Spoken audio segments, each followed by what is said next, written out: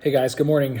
I want to kind of go back to what we talked about at the meeting about how your entire body, your brain working together with your skin, is one humongous sensory organ, right? And helps us interpret our environment so that we can therefore adapt to it, right? To continue to survive and thrive.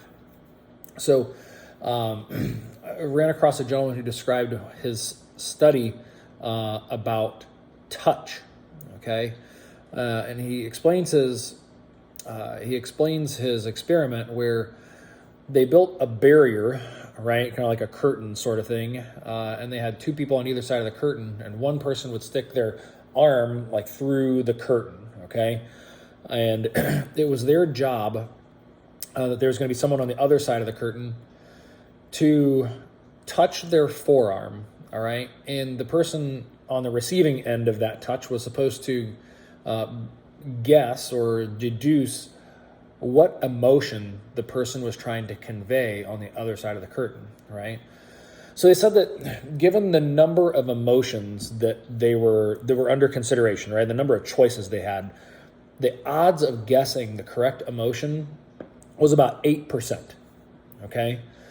But he said, remarkably, participants guessed the emotion compassion correctly nearly 60% of the time. And the emotions gratitude, anger, love, and fear, they got right more than 50% of the time also, right? So tie that together that when we sense touch, right, that stream of input goes all the way up to an area called your orbitofrontal cortex, right? So it's in your frontal lobe, but it sits kind of like right behind your eyes. And that specific area of your brain is responsible for you feeling reward and compassion, right? That orbitofrontal cortex also interfaces the next kind of layer just posterior to that is what's called the dorsolateral prefrontal cortex, all right? And we know that specifically the dorsolateral prefrontal is activated during an adjustment, right? First of all, and that your dorsolateral prefrontal cortex is instrumental in executive functions like working memory, cognitive flexibility, planning, inhibition, and abstract reasoning, right? So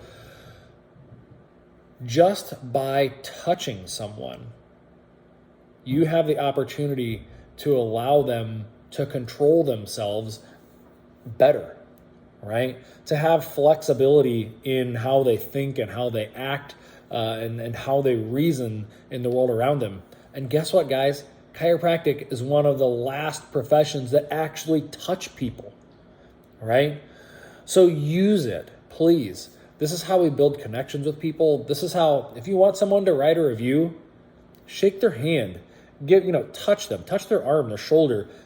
It's more likely to happen if they feel the vibe coming from you than if they don't. Now, Tyler, don't go getting handsy, all right? Keep it professional. But guys, this has to be a power that we can harness for good and harness the power of your sensory system to help impact someone's life.